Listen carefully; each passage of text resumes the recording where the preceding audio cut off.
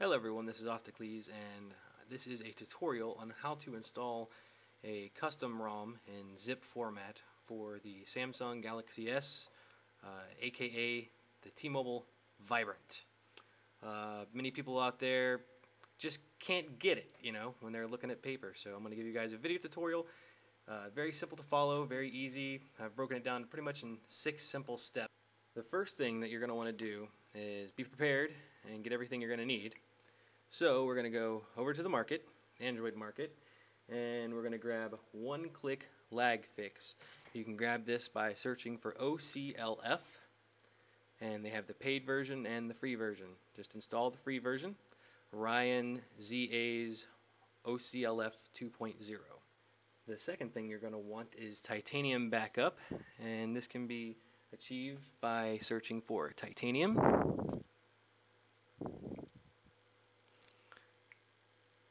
And there's also a paid version and a free version. And you want the titanium backup, either one is fine.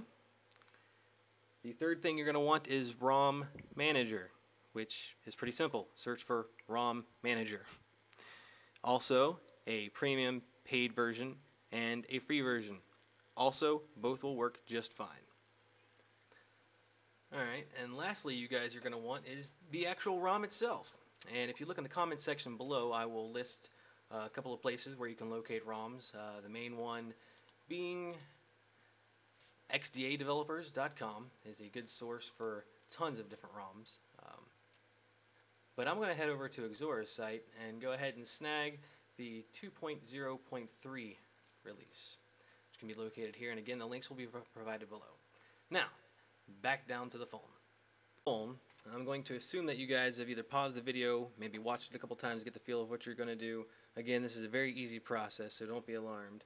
But it's always good to be prepared and have everything you need before you start out on this venture. So, assuming you've taken the time to download and install everything that you need, we're now back at the phone, and the first thing you're going to have to do is root the device, because nothing can be done until that. So we're going to go to OCLF, the one-click lag fix, and if you go on here, you'll see the very first option is root device recovery. That's what you want to click. Go ahead and fire it up. It has been finished successfully. It said you will now need to reboot your phone and use the correct key sequence to enter recovery console. Then using the volume control, select apply SD card update in the recovery console. Alright, so now what we're going to do is just hold the power button down. And you guys probably won't have this option. I am currently using the MacNut R12 just to show you guys how to do this. So we're going to go ahead and power the phone off. Your interface will obviously look a lot different. Okay, once the device is powered off, you're going to put it in recovery mode, and you're going to accomplish this by holding both the volume up and volume down button at the same time while pressing the power key. And you're going to hold all three of these in. So volume up and down and holding power. The device will power up like so. And right about now you can let go of the power key. And you are now at the recovery. You want to apply SD card update.zip. Use the volume up and down buttons to navigate the screen, and the power button is the OK button. So we're going to apply the zip, scroll down, yes, install update zip. It's going to do its thing. Hey, what do you know, it's done. Now we're going to reboot the system. Now when the system reboots, we will have root access or super user access to the Android system itself. Also, special note, it's always wise to do these types of mods to your devices with a full battery. Not necessary, but it's wise. Okay, I've given the device a chance to boot up now, and we are rooted, and a simple way to check for that is to go into your one-click lag fix. It's probably going to come up with a screen asking you to accept. Go ahead and accept it, and you will see now that the top option is red. You are successfully rooted, and if you get that screen asking for root permission and you allow it, well, that's obvious, you're rooted. So the next step is now to back up all your applications. So we're going to go into Titanium Backup, which we downloaded earlier, hopefully. It's going to ask for root rights, allow it. And this is just going to save you time from searching the market and trying to find all the apps and etc. To restore later. So hit menu, batch, and your best bet is just to go ahead and look for back up all user apps and system data. and go ahead and run that, and then make sure it says kill active apps so it backs up everything. And then at the top, just go ahead and click Run Batch Operation. Now, I'm not going to do that just to conserve time on my behalf because I've already done that, and it takes a while. Don't be surprised if it takes you 10 minutes to do this. It just depends on how many apps you've got installed, how much data you have, etc. So, you're going to let that run, and hopefully you still got it connected to the charger because you want a full battery. And once that is done backing everything up, now you're ready to go to the next step, which is go to the ROM Manager, which you have downloaded. So we're going to go to ROM Manager.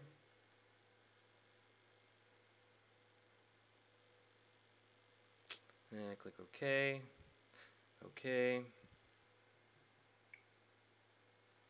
And you want to install Flash ClockworkMod Recovery. That's your first step. So go ahead and do that. Click the top option. Make sure you pick your phone. You can't really see it too well in the video here. See if I can get it to come in focus. Maybe, maybe not. Anyways, down the list you'll see Galaxy S Vibrant. Make sure you choose that option. A little bar at the top. Give it access, super user access. And it's successfully downloaded. Okay, at this point you are now ready to install the ROM. If you have not done so yet, you need to go ahead and transfer the ROM over. And you do so, go ahead and connect a USB.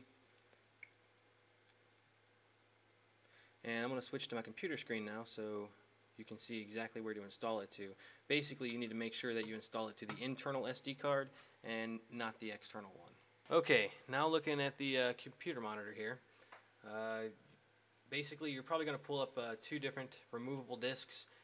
Just browse through them real quick. You'll know you're at the internal one when you see the titanium backup folder. So this is where you want to go ahead and copy over whichever ROM you're going to use. So I'm going to go ahead and delete the MacNut ROM just to save space because the files are pretty large. And I'm going to transfer over the Axura 203. So I'm just going to drag this over here and wait for it to transfer. Shouldn't take too long. And once that is done transferring over, you're ready to flash it. So I will now go back to the phone. Okay, now back to the phone. Turn off the USB storage. And it might take a minute. Go ahead and wait for it to finish scanning the external SD card, etc.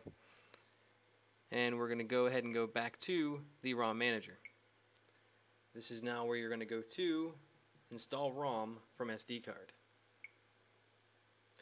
And this is going to bring up your internal SD card. Just scroll all the way down to the bottom and you should see it down there, whichever ROM it is you choose. And again, in this example I'm using the Axura ROM. And here you have the option to back up your existing ROM, which is not necessarily a bad idea. I'm not going to do that because I've already got mine backed up and saved on my computer. And you can go ahead and wipe your data in cache. For this ROM, it's not necessary. It automatically does it, so I'm not going to choose either one of those options. I'm just going to choose OK and OK.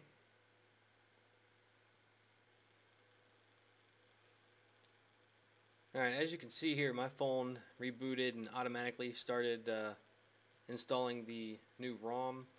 In some cases, you might be brought to the original recovery, in which case you're going to need to go into Clockwork Recovery first. You should be able to select an option again with the volume up and down buttons for reinstall update.zip or install update.zip, something like that. And if you choose that, that will reboot itself into the Clockwork Recovery, and from there it should automatically start launching the install process of the ROM. If not, you can then manually go for it. Okay, and that's it. We're pretty much done here. We've got the custom ROM installed. Now when you first boot up this ROM, it may take a while. Usually not too long. Every subsequent boot beyond that is fairly fast. It's only taken 30 seconds in previous versions of this ROM to load. So once it loads up, I will show you how to restore your apps and you're good to go. Okay, and at this time the ROM is finished loading for the first time. I'm going to choose Launcher Pro. That's just my personal preference. I actually bought the paid version of that. Now it would be wise to go ahead and just log into your Google account. You can do that by going to the market, accepting the terms of service, and etc. And once you have signed in, we're going to go to Titanium Backup to restore your apps. Okay, I've just authenticated with the Google servers. My phone is now logged in. So we're going to go ahead and go back to Titanium Backup. It's going to ask for root rights again. Go ahead and let it remember and allow.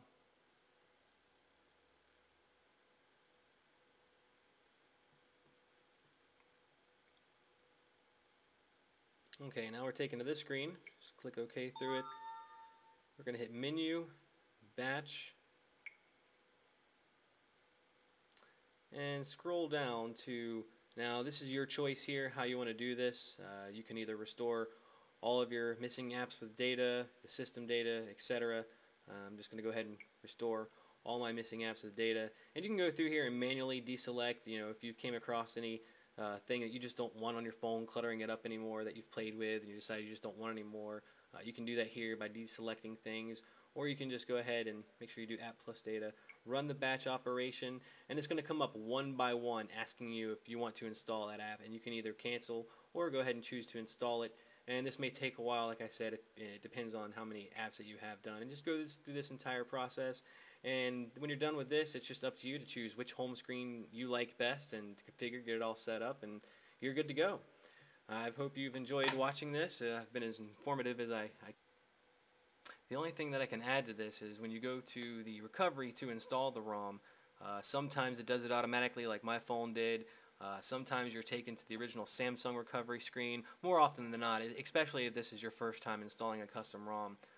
If that happens, you need to be in the Clockwork recovery, and you can easily tell the difference because you'll have a lot more options. I believe the original Samsung recovery has like 4 options, and the Clockwork recovery screen is black with green.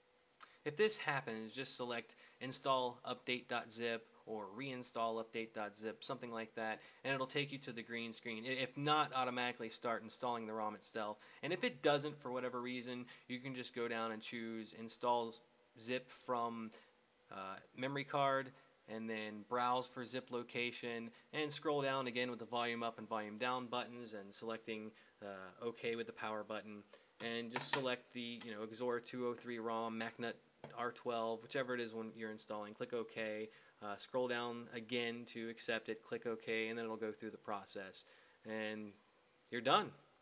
Enjoy!